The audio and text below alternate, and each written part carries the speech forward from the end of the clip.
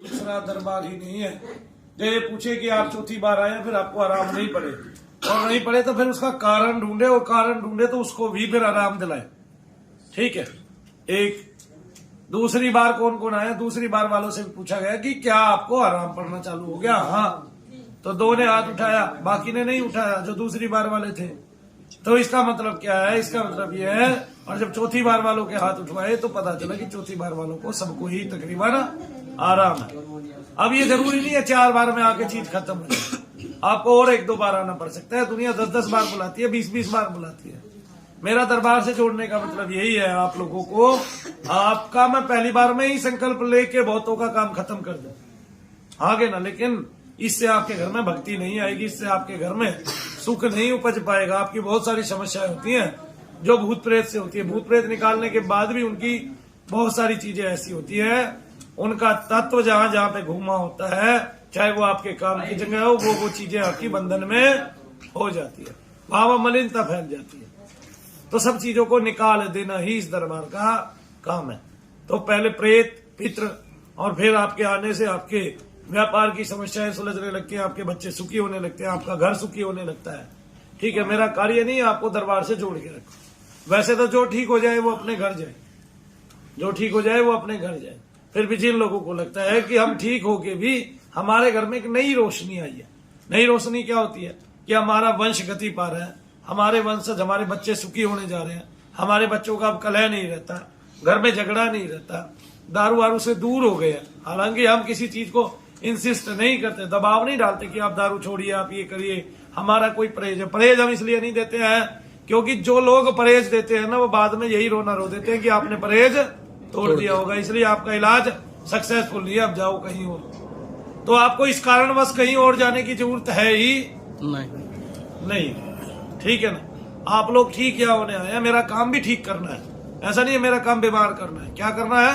ठीक करना है। आपकी उत्तम गति भी हो साथ में, ये भी ठीक करना है। देखो, आज की जो गंभीर से गंभीर समस्या है वो है आपके प्रेत का पित्र का उद्धार।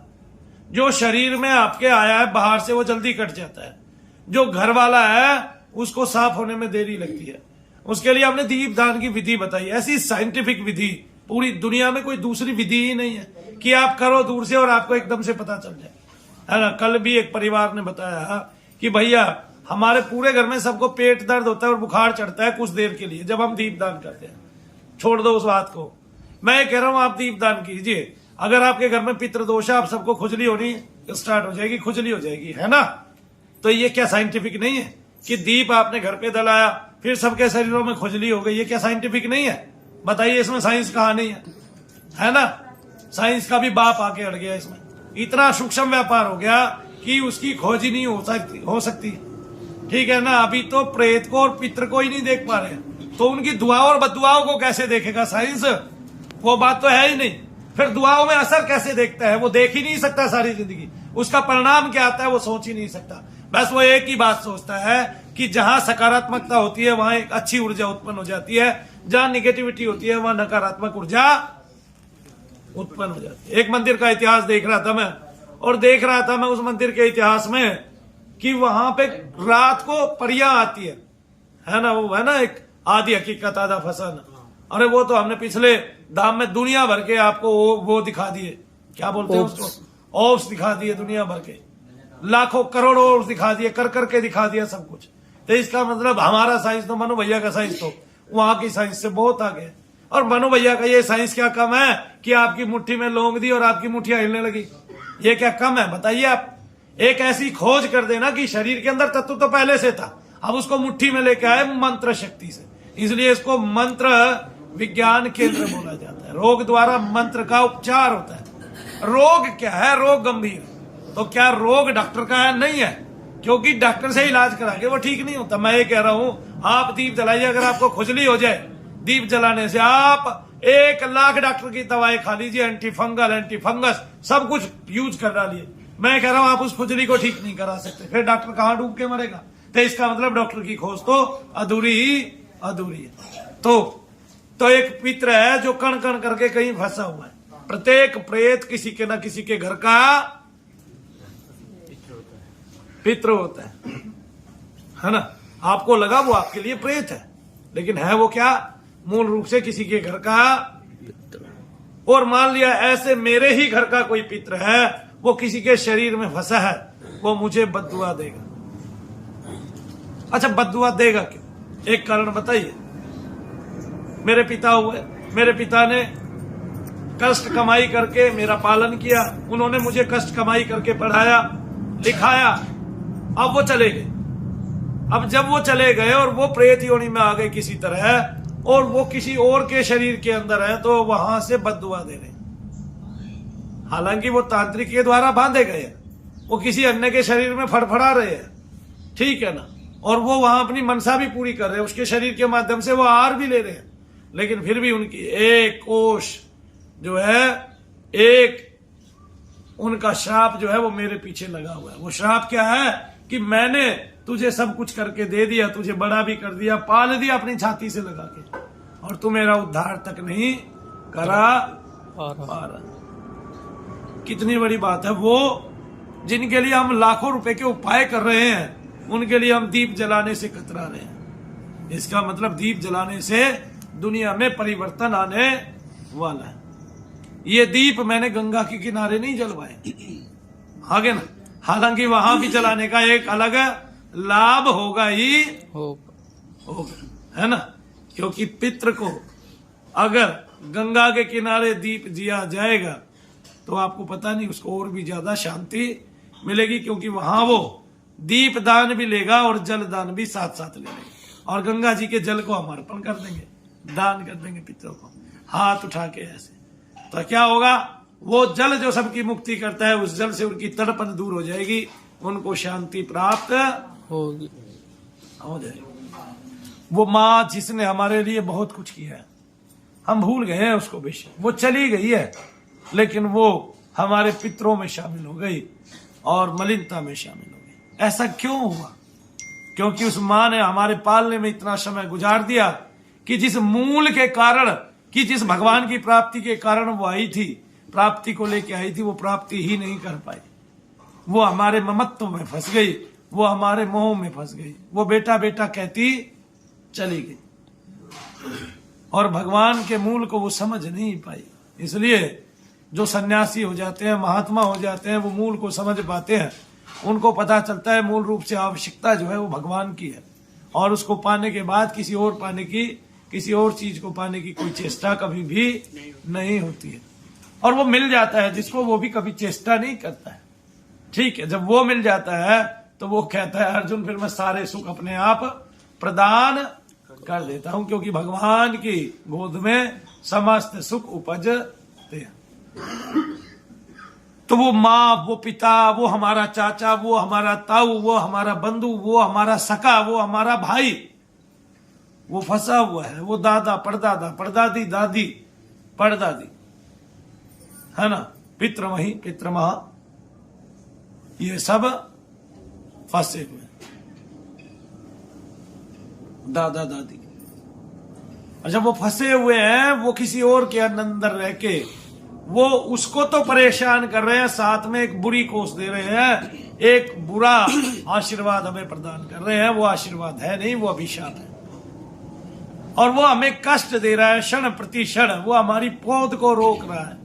वो वहां उधर से कहता है कि मैंने तुम्हें बहुत कुछ दिया है, तुम मेरी पूर्ति कर दो, तुम मेरी आत्मा को आजाद करा दो, तुम मेरे बंधन खुलवा दो, तुम मुझे भगवान का प्रसाद दिलवा दो, तुम मुझे शांति प्रदान करा दो। और वो शांति प्रदान होती नहीं।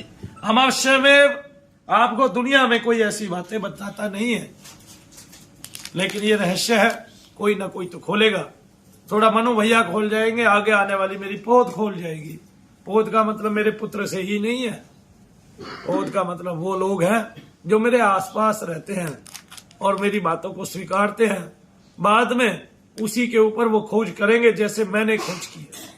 मैंने लगातार एक ही विषय पे भगवान से प्रार्थना करते हुए बहुत कुछ पाया है, और इतना पाया है कि मैं पूरे ब्रह्मांड में हाथ उठा के दोनों कह सकता हूं कि मेरी विद्या पूरे ब्रह्मांड में सबसे ज्यादा सशक्त है, अगर भूत प्रेत और पितृदोष के मामले में माने तो। इसलिए मैंने सबसे पहले आप लोगों से हाथ उठवाया कि जिन लोगों को आराम पड़े हैं वो अपना हाथ ऊंचा करके दिखाएं। जिन लोगों को आराम पड़े। सहसा इस तरह पूरा हाथ उठाए, सहसा इस तरह लोग हाथ उठवाते ही नहीं है। कोई दरबार दुनिया में ऐसा नहीं है जो अपने आप पास आने वाले लोगों का इस तरह से इलाज करता है। तो विषय में गंभीरता है। क्या इन लोगों ने डॉक्टर को नहीं दिखाया? दिखाया कि नहीं दिखाया? दिखाया, लेकिन डॉक्टर से आराम नहीं। अब जब डॉक्टर से आराम नहीं पड़ रहा है तो डॉक्टर की बीमारी नहीं है। और जब टेस्ट करा रहे हैं तो वैसे तो शरीर में रोग महसूस हो रहा है, लेकिन टेस्ट में आ नहीं रहा। हमें कोष दूर करनी, इस कोष के लिए हम पंडितों के पास जाते हैं। वो कहता है आपका पितृ दोष है, लेकिन उसके मंत्र में इतनी शक्ति नहीं, उसने अपने मंत्र को इतना उजागर नहीं किया, अपने मंत्र से इतनी शक्ति प्राप्त उसने नहीं की कि वो किसी का कल्याण कर सके। तो पंडित को पूछा कि मेरे घर में दोष क्या है? उसने बोला कि आपके घर में पितृ दोष है और वो आपको लगा हुआ है, मैं आपका पाठ कर देता हूं। आपने 1.25 लाख रुपए खर्च कर दिए, आपने 50,000, 11,000, 21,000 खर्च कर दिए, आपने पितरों को स्थान भी दे दिया, लेकिन शांति नहीं मिली, क्योंकि वो फंसा कहीं हो रहा है ना। वो क्रोध में है, वो कष्ट में है। आप क्रियाएं करा रहे हो, वो ये भी जानता है कि मेरे बच्चों का पैसा खराब हो रहा है। आप फिर 2 महीने बाद किसी अन्य पंडित से पूछोगे तो फिर पितृदोष वापिस महसूस होने लगेगा। और कईयों के 10-20 दिन शांति पड़ जाती है, उतने बड़े पाठ से वो फिर वैसे ही होने लगता है, क्योंकि मंत्र ने कम असर किया है। क्योंकि जिसने मंत्र जपा है उसने उस मंत्र से अपने उस इष्ट के प्रभावी रूप से कभी दर्शन किए ही नहीं। और जिस मंत्र से उसके दर्शन नहीं हुए, उसके इष्ट के वो मंत्र आपको उठा नहीं सकता। वो मंत्र फिर किसी और को क्या उठाएगा जो आपको ही नहीं उठा पाया? वो बीज किसी और को क्या उठाएगा जब आपको ही नहीं उठा पाया? तो जिसने जपा, जिसने भजा, उसको ही विलक्षणता प्राप्त नहीं हुई तो दूसरे को कैसे होगी, है ना। तो उसके देने के लिए उस पंडित का मंत्र ज्ञानी, मंत्र विज्ञान में पारंगत होना जरूरी है। इस तरह से कैसी बात है कि हम लोग अपने पूर्वजों का, जिनके हम उत्तराधिकारी हैं, उद्धार नहीं कर पा रहे हैं, जिससे हमारा वंश गति नहीं पाता है। बहुत सारे लोग ऐसे हैं जिनके यहां कुल में लड़का उत्पन्न नहीं हो पा रहा है। क्यों नहीं हो पा रहा है बताएंगे जरा? पता है किसी को ये बात? पता है? हम सोच सकते हैं कि अगर हमारे कुल में लड़का उत्पन्न नहीं हो रहा है तो क्यों नहीं हो रहा है, और हम बार बार कोशिश कर रहे हैं, हम बारंबार कर रहे हैं, और तब भी उत्पन्न नहीं हो पा रहा है, तो हमारे जो है पूर्वज गिरे हुए। क्या हुआ है? पूर्वज गिरे हुए। और जो पूर्वज अभी धसा हुआ है वो आपका उद्धार क्या करेगा? जो आपको अभिशाप ही दे रहा है खाली। जिस पूर्वज से आपको अभिशाप मिल रहा है वो आपको उबारेगा कैसे? नहीं, वो तो उल्टा आपको अभिशाप दे रहा है बैठा बैठा कहीं। तो जल बहरहाल इसलिए प्रदान किया जाता है कि हमारा पूर्वज को शांति मिले। दीप भी, धूप भी इसलिए दिखाया जाता है, स्नान भी इसलिए दिया जाता है कि वो एकांत में बैठा रहे। लेकिन बैठा रहेगा कब? इतनी सूक्ष्म आत्मा है, जब उसको तसल्ली होगी, शांति होगी, और जब वो थोड़ा ऊपर होगा। वो ऊपर उठा ही नहीं, क्योंकि आपके मोह में जब तक वो संसार में रहा तब तक वो जप नहीं कर पाया। विषय बहुत ही गंभीर है, विषय बहुत ही तीखा है, पर वो तीखा पंच जो है वो इतना भारी है कुछ हद। कैसे मैं बताता हूं कि आप लोगों ने उनके लिए तो कर दिया, अब अपने लिए कौन करेगा? क्योंकि आप भी वहीं जाने वाले हैं, आप भी वही बनने वाले हैं। मतलब तो क्रिश्चियन मानिए, हिंदू मानिए, मुस्लिम मानिए, सिख मानिए, ईसाई मानिए, बौद्ध मानिए, जैन मानिए, और संसार में कितने भी धर्म मानिए, सब धर्मों में जो लोग मर रहे हैं वे अपने ही लोगों को आके खा रहे हैं, अपने ही पास वालों को आके खा रहे हैं। वो आत्म रूप में मलिन होकर, है ना, अग्नि तत्व के साथ मलिन होकर अपने ही लोगों को कष्ट दे रहे हैं। तो दुनिया भर के क्रिश्चियन शैतान निकाल रहे, शैतान, और पढ़े लिखे हैं, और हिंदुस्तान का आदमी कह रहा है अंग्रेजों में तो नहीं आते, अरे अंग्रेजों में जितने आते इतने तो कहीं नहीं आते, भूत है। ठीक है, मनु भैया को भेजो, निकाल के दिखाते हैं आगे ना। वो महसूस करते हैं अपने आसपास। हमारे पास एक अंग्रेज आता है, वो अपने आसपास उन आत्माओं को महसूस करता है, उसमें दबाव रहता है, उसका मानसिक जो पटल है वो गड़बड़ा जाता है। हमारे पास आता है, उसको आराम लगता है, वो वहां जाता है, वापस देखता है कुछ एक साल बाद कि मुझे अभी फिर वैसे हो रहा है, थोड़ा थोड़ा करके बढ़ रहा है। तो इसका मतलब वो अपने आसपास आत्माओं की उपस्थिति प्राप्त करता है। कई चैनल ऐसे आते हैं जहां पे अंग्रेज लोग अपने घरों से भूतों के होने का प्रमाण देते हैं, है ना। फिर वो लाइव डिटेक्टर लगाते हैं, प्रोग्राम करते हैं बकायदा। तो अब हमने नाम नहीं लिया, हम नए शैतान बनने जा रहे हैं, इसलिए नाम लेना जरूरी है, भगवान का नाम लेना जरूरी है। ओम नमः शिवाय ओम।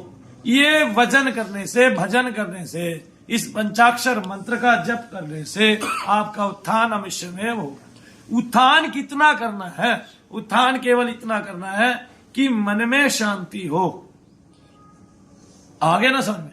और जब मन में शांति होगी तो आत्मा की जो मलिनता है वो अपने आप छटती चली जाएगी। तो जो पाया है, जितना पाया उसमें संतुष्ट हो और भगवान के नाम की ओर चले और केवल भगवान के नाम से प्रेरित हो और ये सोच के कि भगवान सबको फल देने वाला है और अगर उसने हमारा उद्धार करना होगा तो हमारा भी हाथ पकड़ के पार उतार देगा। संसार का तो बहरहाल मेहनत करके सब कुछ मिल जाता है, लेकिन भगवान का कुछ प्राप्त नहीं होता, क्योंकि संसार में जब पदार्थ इकट्ठे करने स्टार्ट करोगे तो फ्रिज चाहा फ्रिज ले लिया, गाड़ी चाहिए गाड़ी ले ली, जो चाहा वो ले लिया, लेकिन भगवान को चाहने से भगवान मिल जाए ऐसा हो नहीं सकता, क्योंकि वो चाहना इतनी सच्ची और सशक्त होनी चाहिए, उसमें अनन्य भाव होना चाहिए जिसके कारण उसकी प्राप्ति हो सके।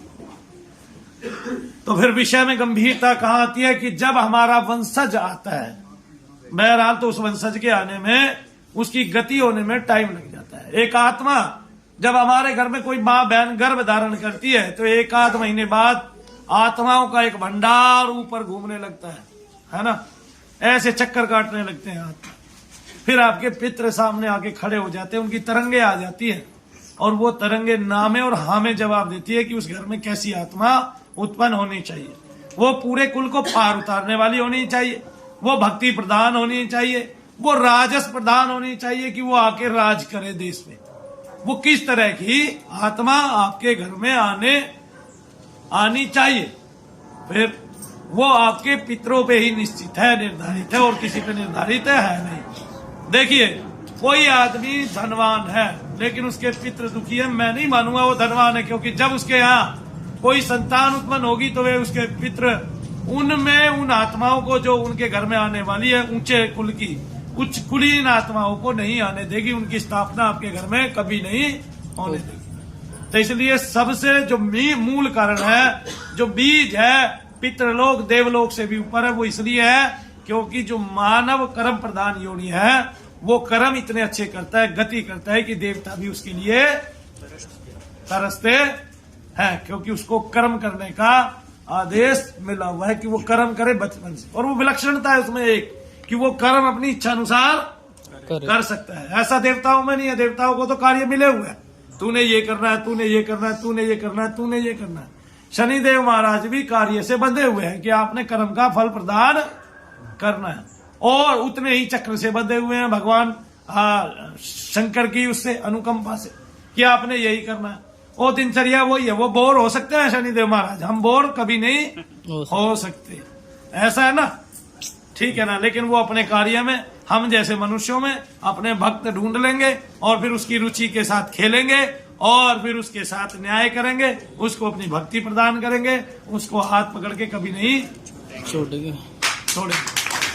शनिदेव महाराज जी की आगे गूढ़ तब विचार ये आता है कि जो आपके घर में संतान उत्पन्न हुई, जो आपके घर में संतान उत्पन्न हुई है,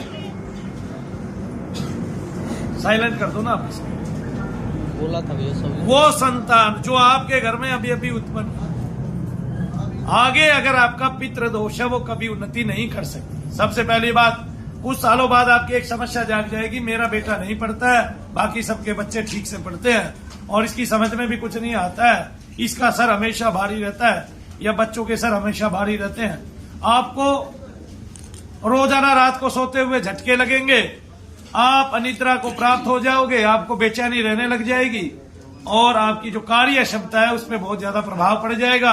आलस्य सबसे ज्यादा आने लगेगा, आपको जहां बैठोगे वहीं सोने की कोशिश करोगे, ठीक है ना। तो इस तरह से कोई काम में मन लगेगा ही नहीं, क्योंकि पीछे कोई उद्विग्न है, पीछे कोई कष्ट में है, पीछे कोई घनीभूत पीड़ा में है, वो वहां से आपको आशीर्वाद नहीं दे रहा है, वो वहां से आपको अभिशाप प्रदान कर रहा है। और अब अभिशाप को जानने का एक ही कारण है, दीप जलाओ और ये जान लो कि आपके घर में पितृदोष है कि नहीं है। पहली बात तो किन किन लोगों ने जो मेरे सामने बैठे हुए दीप जलाया अपने घर में, हाथ उठाइए, कौन कौन दीप जलाते हैं।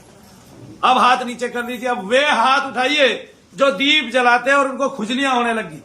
हाथ उठाओ, देखो पूरे हाथ उठाओ भाई, ऐसे नहीं, आधे अधूरे नहीं, ये झंझट में जरूरी नहीं है। खुजली खुजली कहने से आप शर्माए नहीं, ये नहीं है कि आपको खुजली होने लगी तो आप हमारे देश निकाला दे देंगे हम आपको, हाँ क्या ना समझ।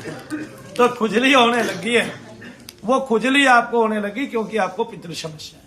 मैं शर्मिंदा हूं कि आप जैसे लोगों के रहते हुए मैं शर्मिंदा हूं। शनिदेव महाराज से मैं विशिष्ट प्रार्थना करता हूं आप सबके पितरों को शांति मिले। और शर्मिंदा मैं इसलिए हूं क्योंकि जो हमें सब कुछ दे गए हम उन्हें एक शांति तक प्रदान नहीं कर पा रहे हैं, और वो शांति कैसे प्रदान की जाएगी। और फिर हमें आगे क्या करना होगा कि हम उससे कभी भी व्यूह में ना पड़े, उस चक्र में हम कभी भी ना आ पाए और हमारी जो चक्र रचना है वो बदल जाए, ठीक है। हम देव से लोक से भी ऊपर पितृलोक में चले जाएं या स्वर्ग लोक में चले जाएं या ऐसे लोक में चले जाएं जहां से आना वापसी ना, है ना। अभी एक बच्चे का जन्म होता है भूटान के राजघराने में, वो बच्चा यहां आता है, वो बताता है 824 साल पहले मैं यहां पे जो बिहार में नालंदा विश्वविद्यालय यहाँ पे अध्यापक था, इस नाम का अध्यापक था, विरोचन शायद, और वो बात सत्य होती है। कितनी बड़ी बात है, इतने सालों बाद, लेकिन तो क्या उसकी आत्मा शांति नहीं थी, शांति प्राप्त थी उसकी आत्मा, तभी वो इतने उच्च कुलीन घर में उत्पन्न होती है कि भूटान की महारानी उसको गोद लेके आती है। कितनी बड़ी बात है। तो आत्मा यहाँ पे जितना भगवान का नाम लेगी, वो कोई हो, लूला हो, लंगड़ा हो, अंधा हो, काना हो, बहरा हो, कैसा भी व्यक्ति हो, अगर उसने भगवान का नाम लिया है तो भगवान को नाम लेने वाले से फर्क पड़ेगा ही पड़ेगा, भगवान हमारा होगा ही होगा।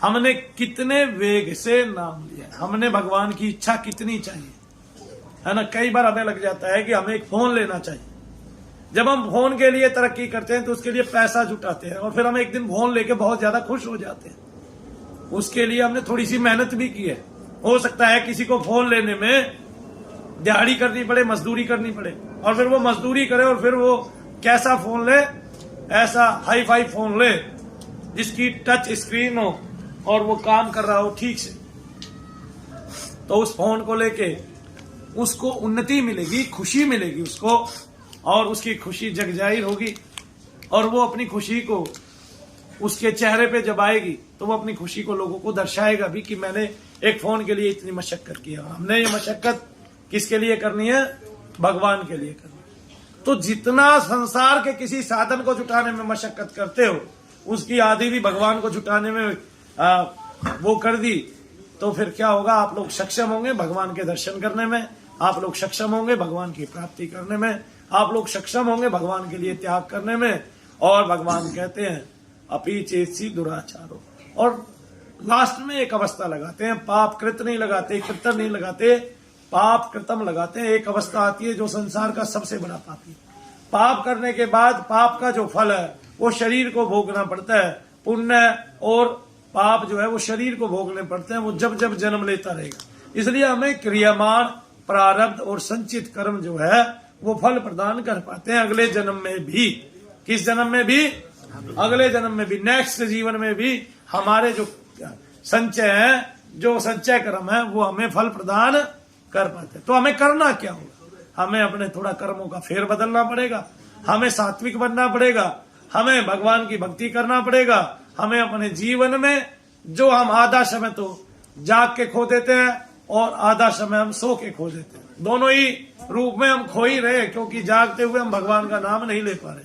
लेकिन मैं धन्य हूं, आप लोग एक जगह इकट्ठे होते हैं और ओम नमः शिवाय ओम का जप करते हैं या अन्य किसी भी बीज मंत्र का जप करते हैं। जब आप मनु भैया के पास आते हैं तो मैं भी यहाँ धन्य हो जाता हूँ और गदगद हो जाता हूँ कि कम से कम मैं एक मूल कारण हुआ आप लोगों के मुख से नाम उच्चारण कराने में। लेकिन नाम क्यों उच्चारण कराया है, ये बात मैंने आज आपको ये भेद खोला है, ये बात मैंने बड़ी गंभीरता से आपको बताई है कि नाम का उच्चारण इसलिए करना है कि जो आपके पूर्वज आज आपको अभिशाप दे रहे हैं, जब वे ठीक हो जाएंगे दीपदान से, तब वे आपको आशीर्वाद प्रदान करेंगे, आपका कुल ऊंचा उठ जाएगा। तो इस कार्य को करने में आपके 2 साल लगे, 4 साल लगे, 6 साल लगे, तो भी समय कम है, तो भी ये समझो आपका कम समय लगा, क्योंकि बहुत सारे हमारे घर की आत्माएं उतने पाप आत्माओं में गिनती होने लगी है और उनके द्वारा ऐसे अनोखे कर्म हो गए हैं जिनके संचय इतने इकट्ठे हो गए हैं कि हमको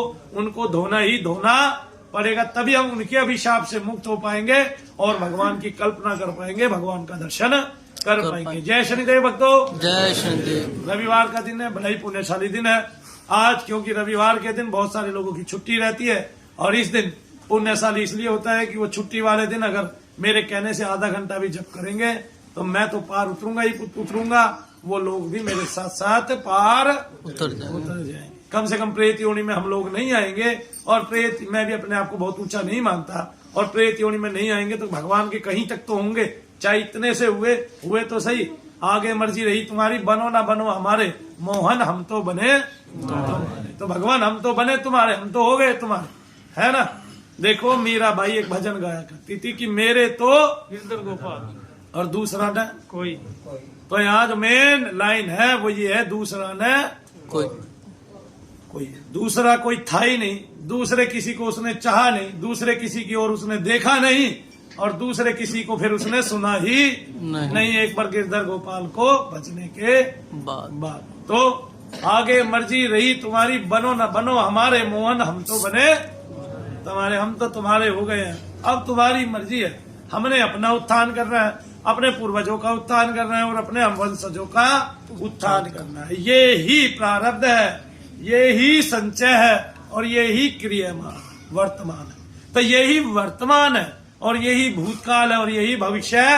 अब वर्तमान क्या है, हम नाम ले रहे हैं, भूतकाल क्या है, हमारे पूर्वज ठीक हो रहे हैं, और भविष्य क्या है, हमारे वंशज की गति अवरुद्ध हुए बिना तीव्र गति हो रही है, यानी कि उनके जीवन के जो मार्ग है वो बिना किसी रुकावट के बाधाओं के पूरा होने लग रहे हैं, उनकी विद्याएं पूरी हो रही है, उनकी पढ़ाइयां पूरी हो रही हैं। और इसी तरह हम हैं, हम अब अपने से लेते हैं कि हमने आज जप किया, हम जब कल जप करेंगे तो हमारा आज भूतकाल हो जाएगा, जब हम कल और जप करेंगे, अगले दिन और जप करेंगे तो हमारे भूतकाल के 2 दिन हो जाएंगे, वर्तमान का 1 हो जाएगा, और उन 3 दिनों के काल हमारा भविष्य का परिणाम अच्छा आने लगेगा। मनु भैया के पास एक गति हुई आके कि मनु भैया ने हर रोज काम किया, हर रोज काम किया, हर रोज काम किया।